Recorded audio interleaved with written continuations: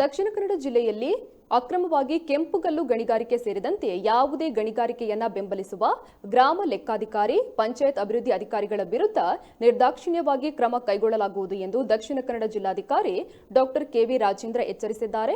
ಕೆಂಪುಗಲ್ಲು ಗಣಿಗಾರಿಕೆ ನಡೆಸುವ ವ್ಯಾಪ್ತಿಯಲ್ಲಿ ಗ್ರಾಮ ಲೆಕ್ಕಾಧಿಕಾರಿ, ಪಂಚಾಯತ್ ಅಭಿವೃದ್ಧಿ ಅಧಿಕಾರಿ, ಗ್ರಾಮ ಪಂಚಾಯತ್ನ ಅಧ್ಯಕ್ಷರನ್ನು ಒಳಗೊಂಡ ಗ್ರಾಮೀಣ ಟಾಸ್ಕ್ ಫೋರ್ಸ್ ಅನ್ನು ರಚನೆ ಮಾಡಲಾಗುವುದು ಎಂದು ಹೇಳಿದರು. ಪಟ್ಟ ಜಾಗದಲ್ಲಿ ಪರವಾನಗಿ ಪಡೆದು ಕಲ್ಲು ಗಣಿಗಾರಿಕೆ ನಡೆಸಲು ಅನುಮತಿಯನ್ನು ನೀಡಲಾಗುವುದು. ಆದರೆ ಸರ್ಕಾರಿ ಭೂಮಿ ಅಥವಾ ಇನ್ನಾವುದೇ ಪ್ರದೇಶದಲ್ಲಿ ಅನುಮತಿ ಪಡೆಯದೆ ಗಣಿಗಾರಿಕೆಯನ್ನ ಮಾಡ್ತಿದ್ರೆ ಅಂತವರ ವಿರುದ್ಧ ಕಠಿಣ ಕ್ರಮ ಕೈಗೊಳ್ಳಲಾಗುವುದು ಎಂದಿದ್ದಾರೆ.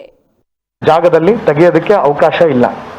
ಪಟ್ಟ ಜಾಗದಲ್ಲಿ ಅವ್ರನ್ನ ತೆಗಿಬೇಕು ಅಂತ ಹೇಳಂದ್ರೆ ಸಂಬಂಧಪಟ್ಟ mains and geology senior geologist ಇಂದ ಪರ್ಮಿಷನ್ ತಗೊಳೋದು ಅಂತ.